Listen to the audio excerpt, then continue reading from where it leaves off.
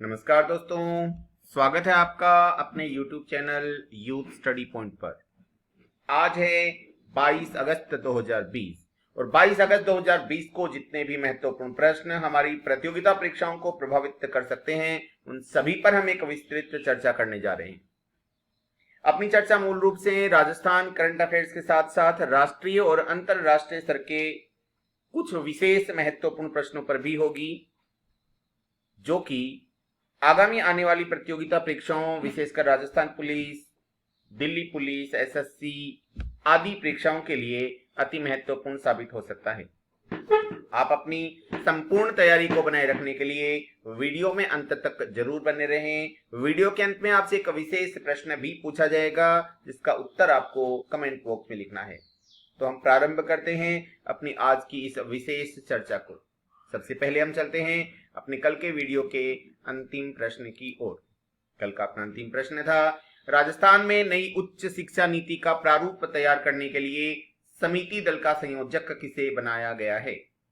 Professor Anil Maurya को, professor are Gupta को, doctor Shivdatt Kavia को या रुचि शर्मा को?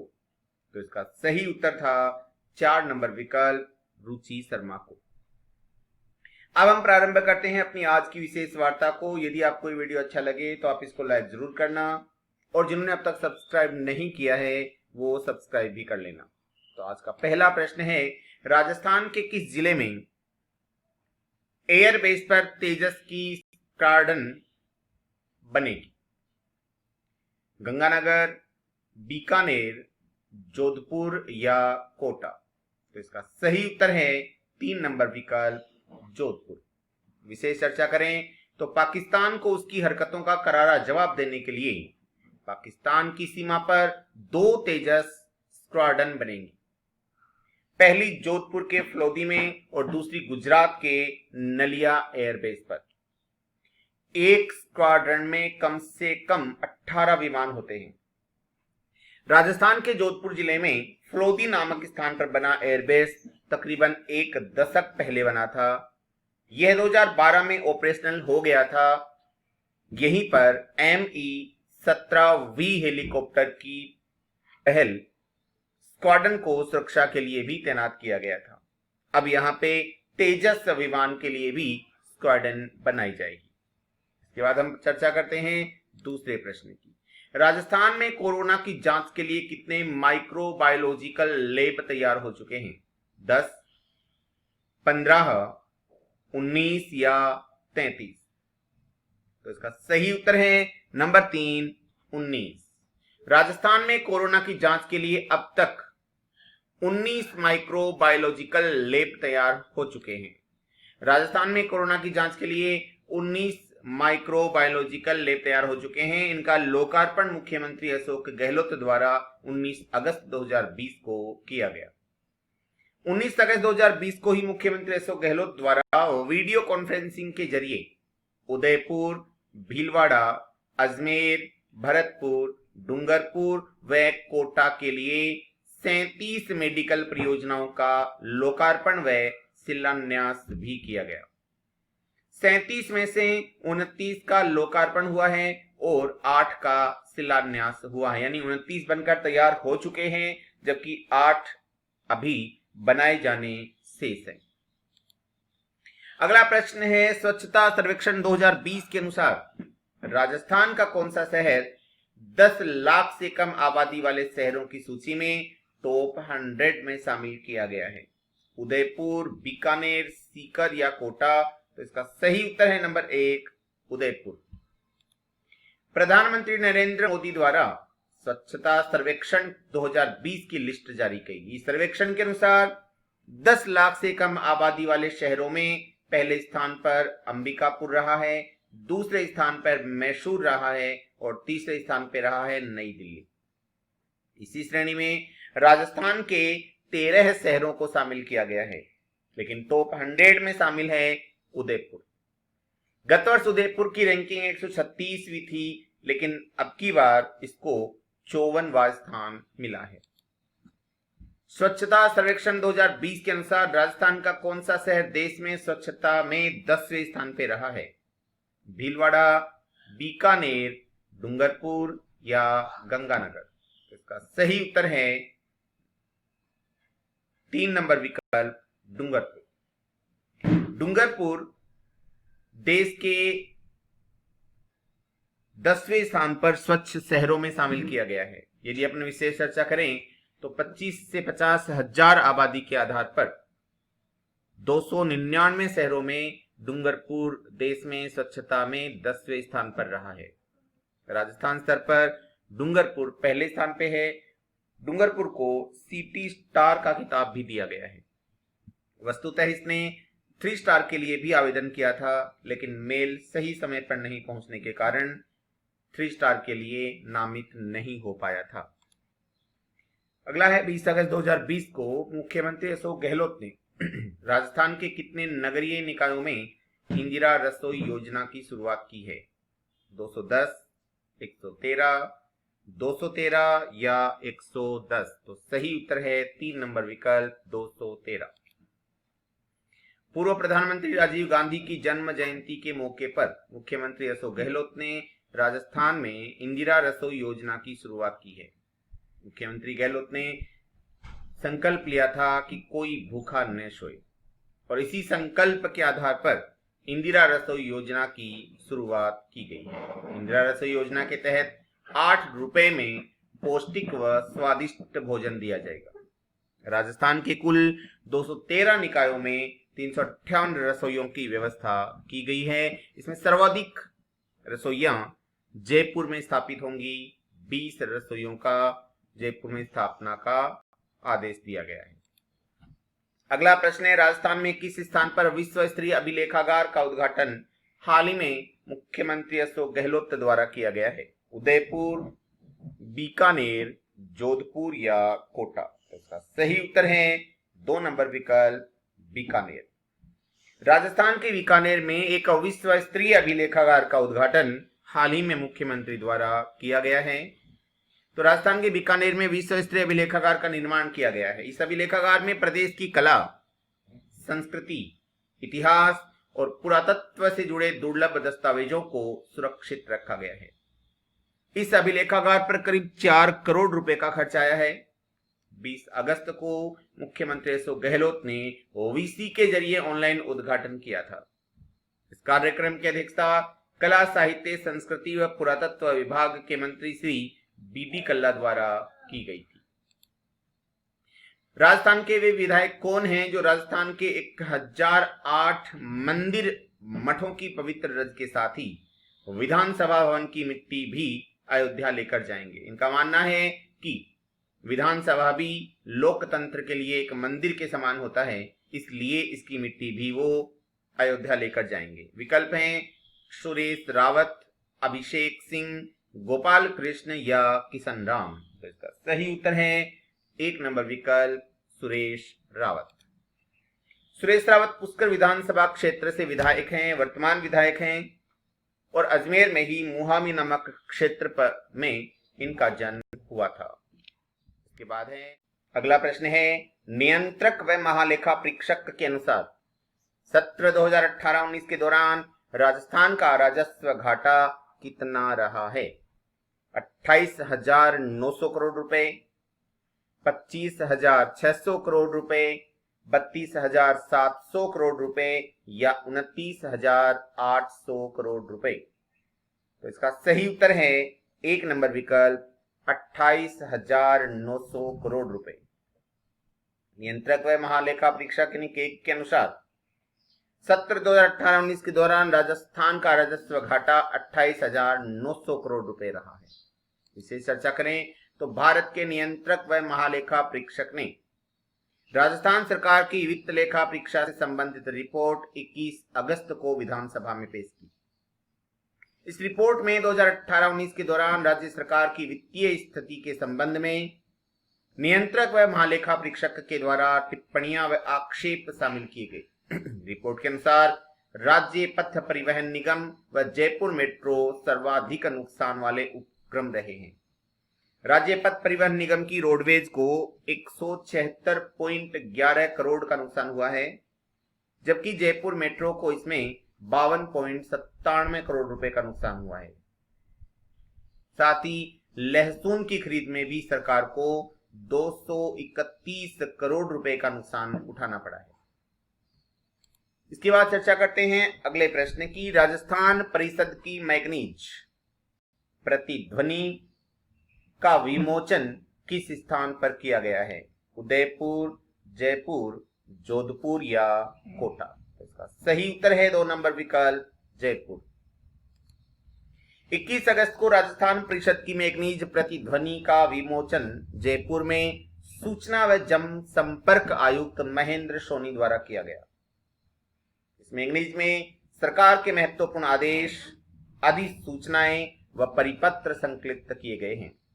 साथ ही सरकार की महत्वपूर्ण योजनाओं व कार्यक्रमों के क्रियान्वयनों को भी इस पत्रिका में शामिल किया गया है। हम ये कह सकते हैं कि प्रतिध्वनि एक प्रकार से सरकार द्वारा जनता के लिए उठाए गए विशेष कदमों को प्रकाशित करने वाली एक महत्वपूर्ण पत्रिका होगी। अगला प्रश्न है, राष्ट्रीय फिल्म विकास निगम यानी NFDC के द्वारा आत्मनिर्भर भारत और देशभक्ति पर आधारित शॉर्ट फिल्म फेस्टिवल में किस फिल्म को बेस्ट फिल्म चुना गया है? वो विकल्प हैं 10 रुपए, अब इंडिया बनेगा भारत, MI या टर्टल? इसका सही उत्तर है नंबर 3 MI। विशेष चर्चा करें तो राष्ट्रीय फिल्म विकास निगम यानी NFDC के द्वारा आत्मनिर्भर भारत पर आधारित शॉर्ट फिल्म फेस्टिवल में MI फिल्म को बेस्ट फिल्म चुना गया है।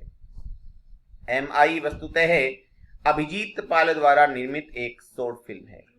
दूसरे स्थान पर देबोजो संजीव द्वारा निर्मित फिल्म अब बनेगा इंडिया रही है। तीसरे स्थान पर युवराज गोकुल द्वारा निर्मित फिल्म 10 रुपए रही है। अगला प्रश्न है, हाल ही में समाचार में देखी गई अटल सुरंग किस राज्य में स्थित है? उत्तर प्रदेश, मध्य प्रदेश, राजस्थान या हिमाचल प्रदेश? सही उत्तर है हिमाचल प्रदेश। अटल सुरंग हिमाचल प्रदेश में स्थित है। विशेष चर्चा करें तो 15 अगस्त 2020 को हिमाचल प्रदेश के मुख्यमंत्री श्री जयराम ठाकुर ने घोषणा की कि प्रधानमंत्री नरेंद्र मोदी 2020 के अंत तक अटल सुरंग का उद्घाटन करेंगे। इस सुरंग को लेह मनाली राजमार्ग पर पीर पंजाल रेंज में रोहतांग दर्रे के नीचे बनाया जा रहा है। यह समुद्र तल से 3100 मीटर की ऊंचाई पर स्थित है। इस सुरंग की लंबाई 8.8 किलोमीटर है। यह मार्ग अति महत्वपूर्ण है क्योंकि यह सियाचिन ग्लेशियर और अक्साई चीन में स्थित सैन्य उपक्षेत्र को आपूर्ति करने के लिए मार्ग प्रदान करता है। यदि बात करें हिमाचल प्रदेश की तो हिमाचल प्रदेश की राजधानी है शिमला। राज्यपाल हैं बंडारू दत्तात्रेय और मुख्यमंत्री हैं जयराम ठाकुर। अगला प्रश्न है, गंगोत्री नेशनल पार्क जिसे हाल ही में समाचार पत्रों में देखा गया था किस राज्य या केंद्र शासित प्रदेश में स्थित है? विकल्प है उत्तर प्रदेश, मध्य प्रदेश, राजस्थान या उत्तराखंड? तो इसका सही उत्तर है number 4 Uttarakhand. Gangotri national park Uttarakhand में है, जो हाल ही में समाचार पत्रों की सुर्खियां बना था। 70 साल पहले विलुप्त माने जाने वाली उड़ने वाली गिलहरी को उत्तराखंड के गंगोत्री नेशनल पार्क में देखा गया है। यानी 70 साल पहले मान लिया गया था कि उड़ने वाली गिलहरी अब नहीं बची हैं, लेकिन अब हाल ही में इसे उत्तराखंड के गंगोत्री नेशनल पार्क में पुनः देखा गया है।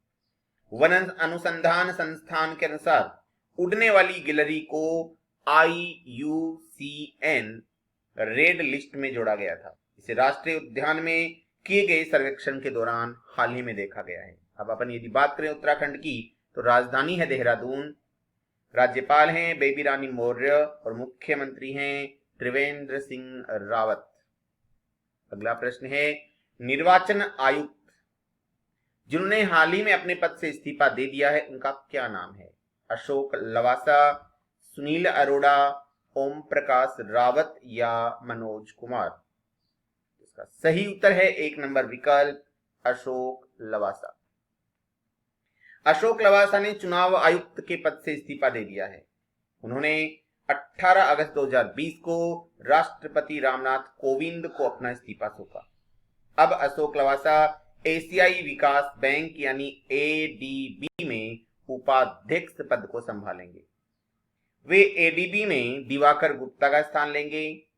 दिवाकर गुप्ता का कार्यकाल 31 अगस्त को समाप्त होने वाला है। अशोक लवासा हरियाणा केडर के 1980 बैच के एक रिटायर्ड आईएएस अधिकारी हैं।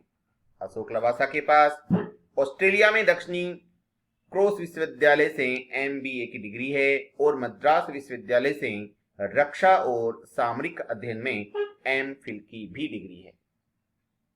अगला प्रश्न है, सरकार ने इथेनॉल सम्मिश्रण कार्यक्रम इथेनॉल बिल्डिंग प्रोग्राम के तहत वर्ष 2022 तक पेट्रोल में कितने प्रतिशत बायो इथेनॉल सम्मिश्रण का लक्ष्य रखा है? 20% का, 10% का, 30% का या 40% का? तो इसका सही उत्तर है नंबर 2, 10% का। इथेनॉल सम्मिश्रण कार्यक्रम को राष्ट्रीय जैव ईंधन नीति 2018 के अनुरूप लॉन्च किया गया था। इथेनॉल एक जल रहित एथिल एल्कोहल है जिसका रासायनिक सूत्र होता है C2H5OH। भारत आयातित कच्चे तेल पर अपनी निर्भरता को कम करना चाहता है। यह अनुमान है कि 5% इथेनॉल सम्मिश्रण के परिणाम स्वरूप लगभग 1.8 मिलियन बैरल कच्चे तेल का आयात कम हो जाएगा, जबकि भारत 10% के लिए कार्य कर रहा है। इथेनॉल सामग्री के रूप में चीनी उद्योग के उप उत्पाद का प्रयोग किया जाता है, जिससे कार्बन डाइऑक्साइड, कार्बन मोनोऑक्साइड और हाइड्रोकार्बन के उत्सर्जन में शुद्ध कमी होने की उम्मीद रहती है, यानी इनका बहुत ज्यादा उत्सर्जन नहीं होता है। अगला प्रश्न है, अरुण 3 जल विद्युत परियोजना के निर्माण में भारत निम्नलिखित में से किस देश की सहायता कर रहा है? चीन की, रूस की, जापान की या नेपाल की? इसका सही उत्तर है नंबर 4 विकल्प नेपाल की। अरुण 3 जल विद्युत परियोजना के निर्माण में भारत नेपाल की विशेष सहायता कर रहा है। भारत वरुण 3 जल विद्युत परियोजना के निर्माण में नेपाल की सहायता कर रहा है। यदि अपन बात करें तो अरुण 3 नेपाल की सबसे बड़ी पन बिजली परियोजना है, यानी जल से बनाई जाने वाली एक परियोजना है और इसे भारत की सहायता से बनाया जा रहा है। परियोजना की शुरुआत नेपाल सरकार ने 1992 ईस्वी में की थी। इस परियोजना के निर्माण को 5 भारतीय बैंक, विशेषकर भारतीय state bank, Punjab national bank, Exim bank और यूबीआई तथा 2 नेपाली बैंक, एवरेस्ट बैंक और नवील बैंक ने इसके निर्माण के लिए ऋण देने का वायदा किया है। यह 900 मेगावाट की उत्पादन क्षमता के साथ एक निर्यातोन्मुख परियोजना है। अब है आज का अपना एक विशेष प्रश्न, जिसका उत्तर आपको कमेंट बॉक्स में लिखना है। स्वच्छता सर्वेक्षण 2020 के अनुसार 10 लाख की आबादी वाला सबसे स्वच्छ शहर इसमें से किसे घोषित किया गया है? इंदौर को, सूरत को, नवी मुंबई को या पटना को? इसी के साथ आज की अपनी चर्चा समाप्त होती है। कल पुनः मिलेंगे, तब तक के लिए जय हिंद, जय भारत।